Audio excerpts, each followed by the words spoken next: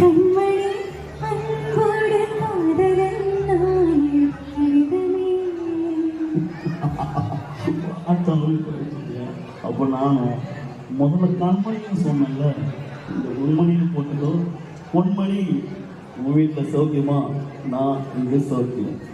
பொன்மணி உன் வீட்டில் சௌக்கியமா? நான் இங்கு சௌக்கியமே. உன்னை நினைச்சு பார்க்கும்போது இந்த மனசுல அருவி மாதிரி கொட்டுது. ஆனா அதை எழுதணும்னு உட்கார்ந்த அந்த எழுத்து வார்த்தை